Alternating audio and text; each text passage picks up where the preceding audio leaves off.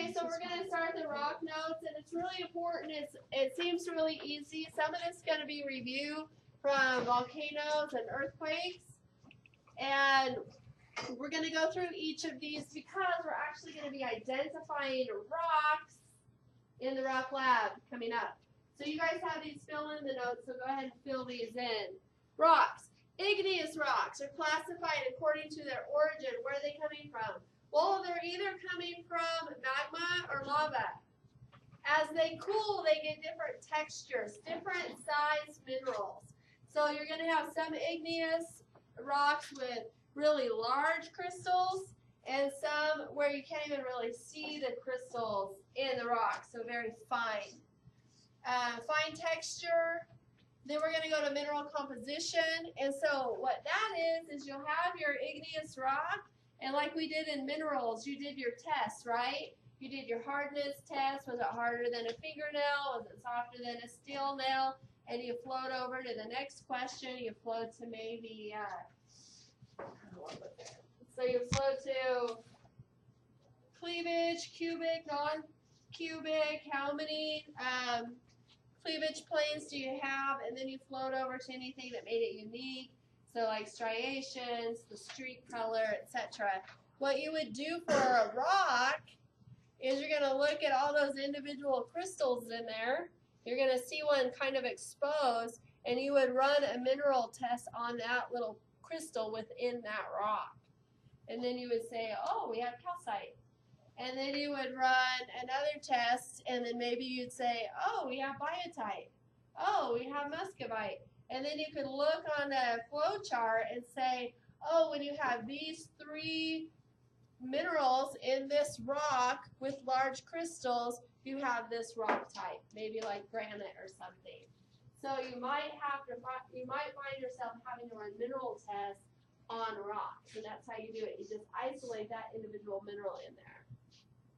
So we have two types of way that we form, or the earth forms, igneous rocks. Extrusive, meaning the magma has exited the earth, flowed out on top of it, and solidified. And so that's an extrusive rock.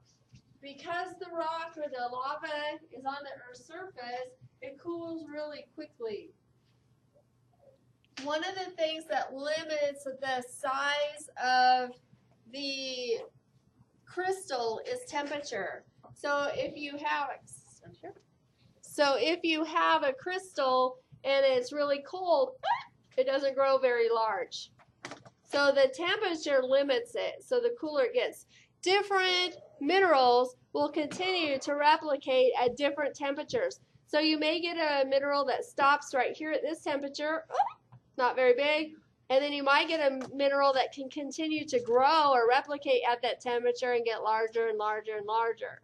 So when you see a rock and it has different size minerals in it, it's because it cooled and the different minerals can continue to replicate at different temperatures.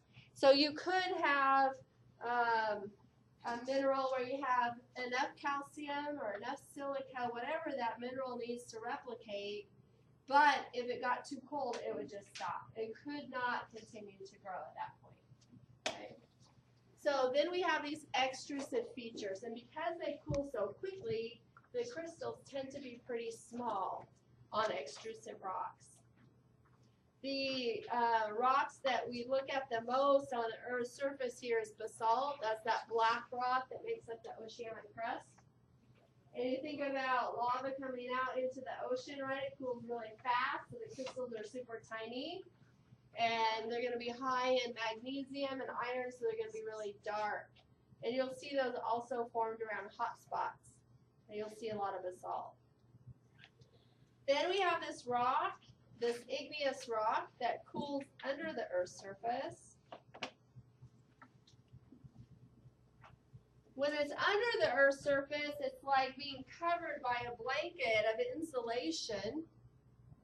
So you'll see larger crystals because those minerals cool at a way slower rate. So it's cooling slower, so those minerals can continue to replicate and get larger and larger and larger.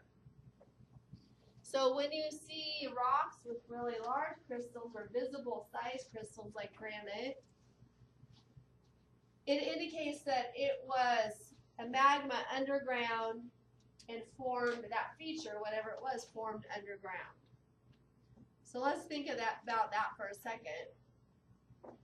Granite makes up a lot of continents and a lot of mountain ranges. Well, how is it intrusive then? How do we form mountains? Look at a mountain. Now, is it below the Earth's surface? Is it intrusive? No, it's on the Earth's surface, right? And you climb up it, you hike up it. It's pretty exhausting because it's big. And so how is that then, these mountain ranges, intrusive? Yes?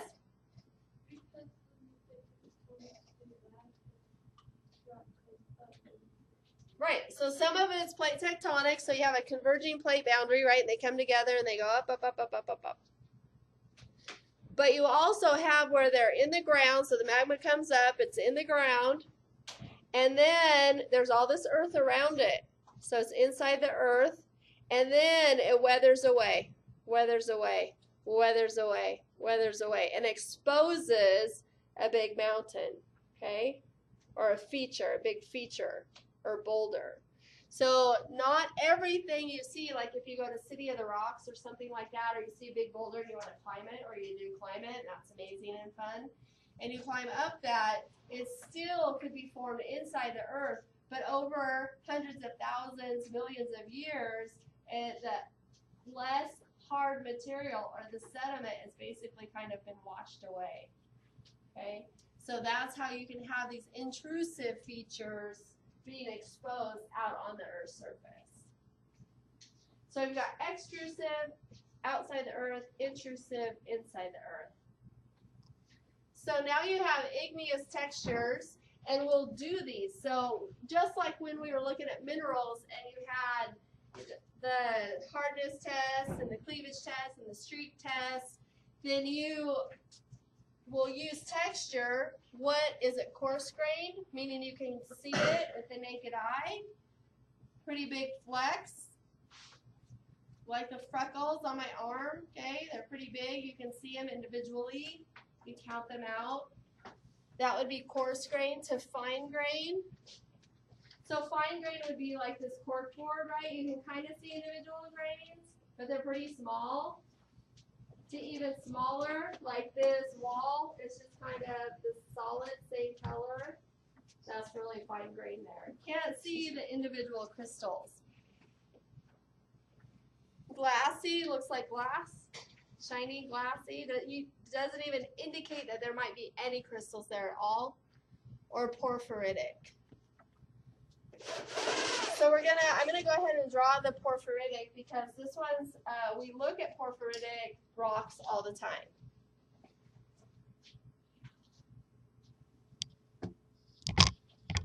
Wow. I'm gonna try to get two different colors. So porphyritic means we have really big crystals and then we have pretty small crystals, okay?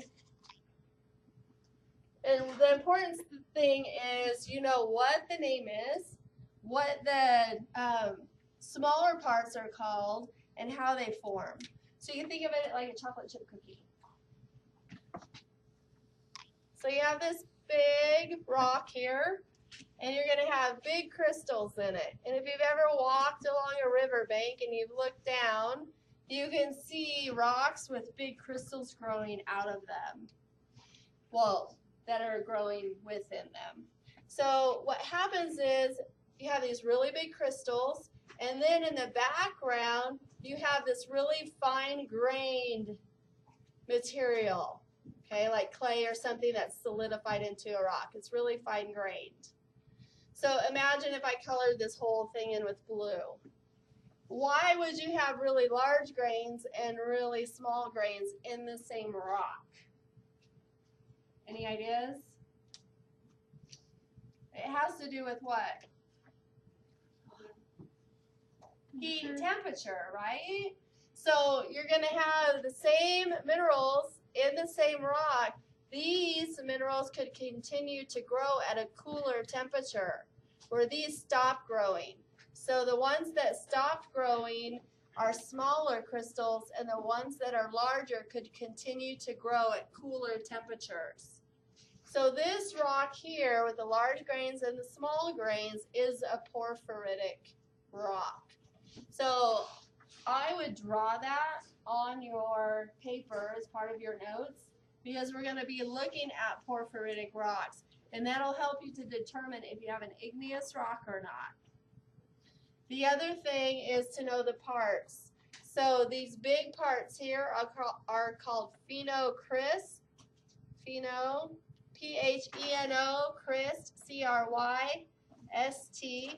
So they're phenocrysts, and the fine blue background is called the matrix.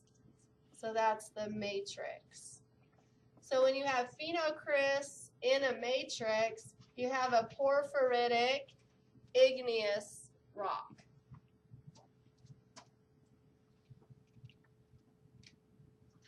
Did you take these notes? I would.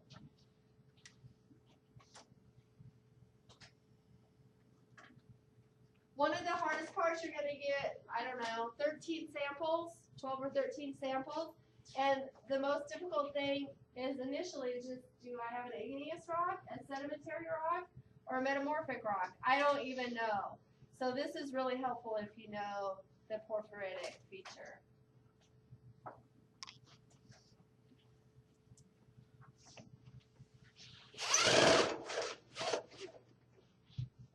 Okay, igneous. We have the composition, and we have silica in a rock. Remember, silica has that light-colored rock, or kind of see-through mineral, sorry. So it looks like this. Quartz, okay?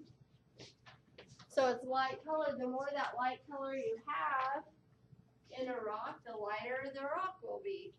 So the more silica, the lighter the rock.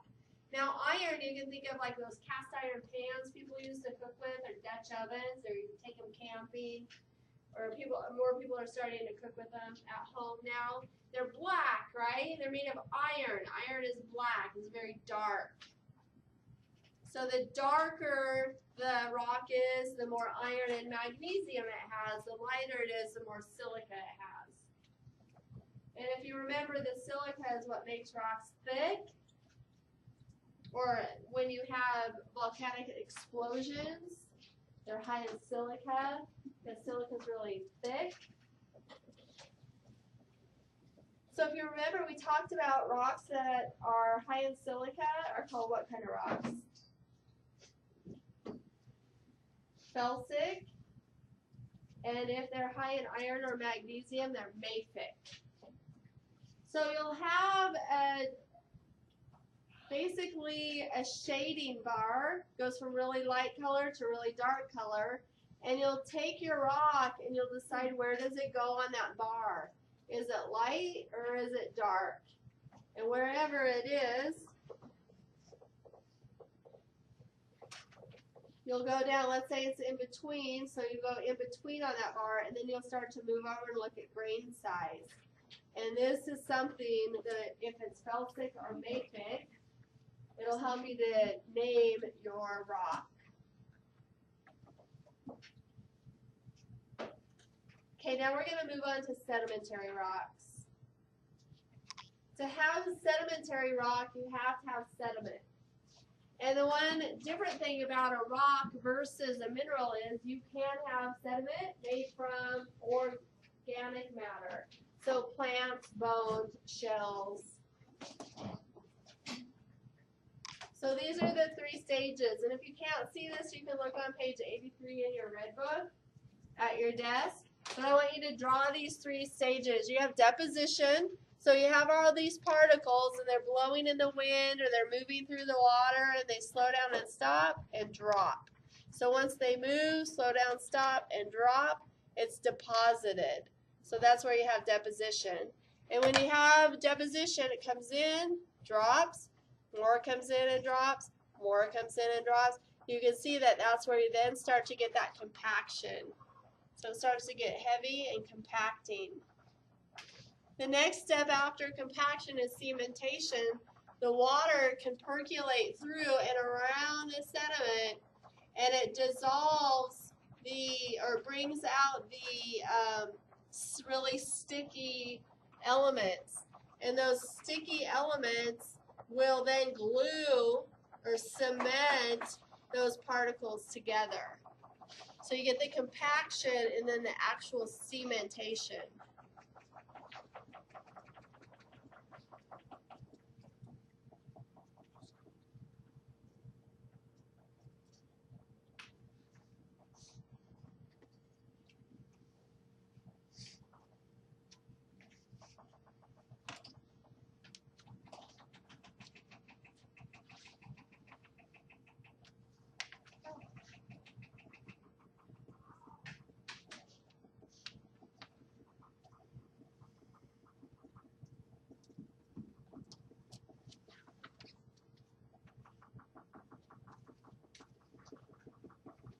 Okay, so make sure, I know you like to dot stuff, but make sure that you have the words down and you can go and backfill in your sediment. So deposition, compaction, cementation.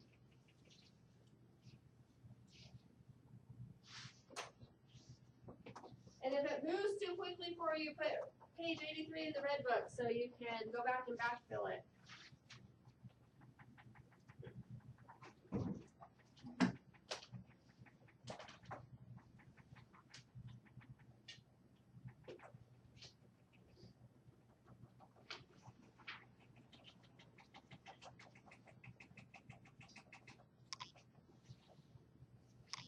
We're going to look at erosion now. When the sediment is moving, in the wind, moving, in the water, moving, it's eroding. So circle that word really with moving, because that's a very important point of erosion, is the moving of sediment. So the opposite of moving is not moving. And the opposite of erosion is deposition.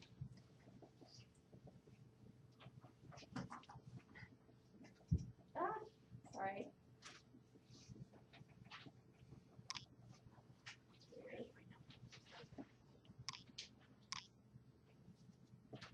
Okay, try this. There we go. Okay, so deposition is the process which by sediment settles out or drops out. It's moving somehow in wind or water or ice, or in the air, it's tumbling down a hill, it's eroding, and it stops and drops. That's deposition.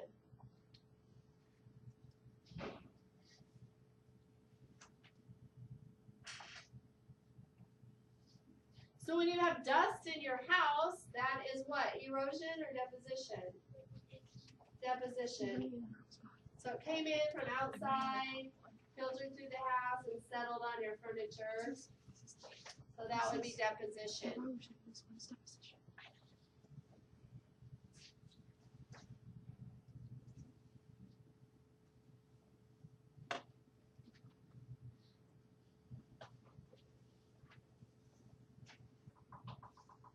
So when we finish, we're going to go and backfill this section here on page 83. Okay, so we're going to skip that part, right? Can you go back up, please?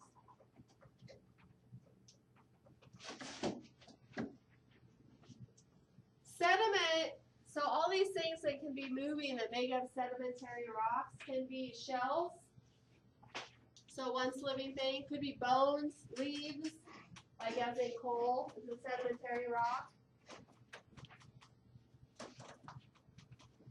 You could have mud, clay, ash, any kind of sediment can deposit, compact, and cement together, can become a sedimentary rock.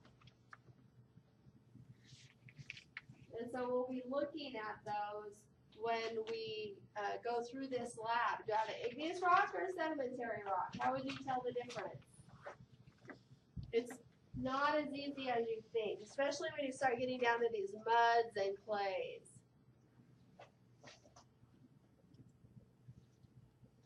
We are going to come back to where you go through page 83 because it's super important that you know the difference between compaction and cementation. Metamorphic rocks, we're going to move to that. When you have a metamorphic rock, you first have to have either an igneous rock or a sedimentary rock. And when you have a metamorphic rock, what happens is that sedimentary rock or the igneous rock has undergone extreme pressure, and it basically, that's where it takes all the minerals and it squeezes them and they start to line up, and you get these layers or foliations. And you can see them. You'll actually see bands, dark bands, light bands, dark bands, like a zebra.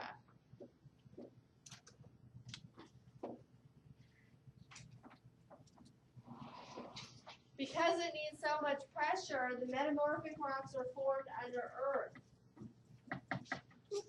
Now you see igneous or metamorphic rocks on the Earth's surface. In fact, you can be driving, like if you go by Elk City or something, you can be driving and you can see the swirly, foliated rock cliff as you're driving. Well, it was formed under Earth, and it's either been uplifted or exposed, or both, but it was formed initially underground. Good morning. Our call outs today are Tylee Nalon, I think Bailey Bolt, Andrew Andrew Bolivas, it's not David listed. Curtis, Emily Casserole, Paige Moncheria, I know, but they went Sydney really Johnston, early. and Mason Benton. Thank you. So we're going to ignore that. She's excited. She's on the normal schedule. We're going to move down to elements. We have two or more atoms to make an element. When you have elements, two or more, you get minerals, except in a couple cases. And then you get two or more minerals together, you're going to have a rock. Do you have a mineral or a rock? Oh, there's two elements here. There's 5 elements here. Is there two or more? It's Wednesday, guys. It's Wednesday. Everyone, it's Wednesday. So if you have two or more, then it's a rock. Okay?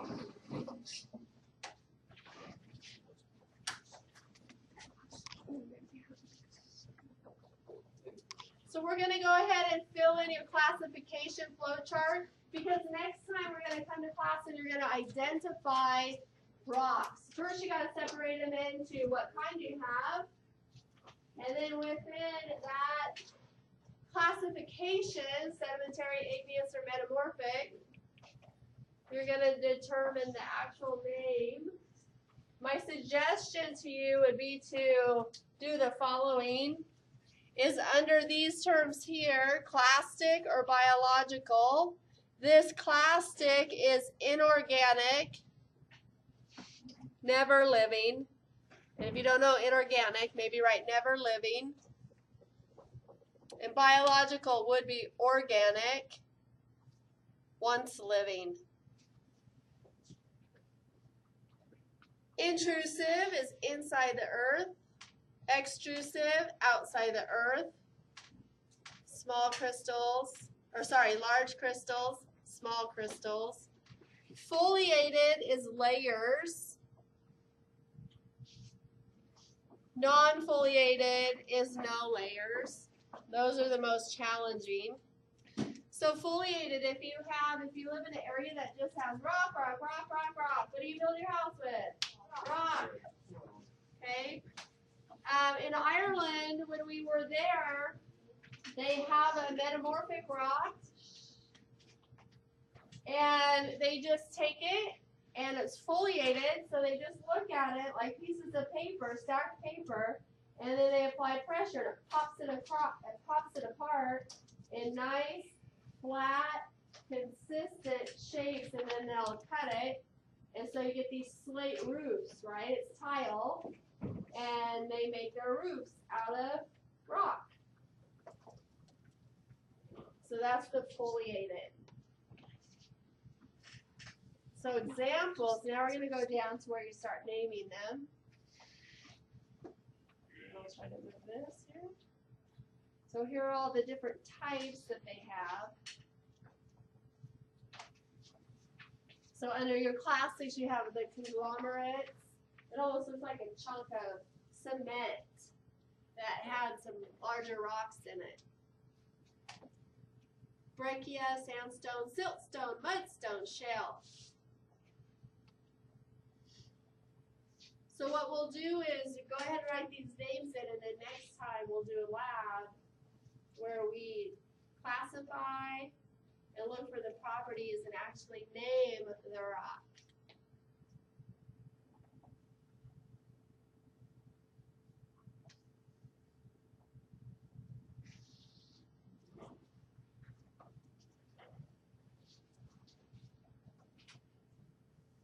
If you haven't taken the quiz because you were absent, today is the last day to take the quiz. So you need to come in after school and get that taken.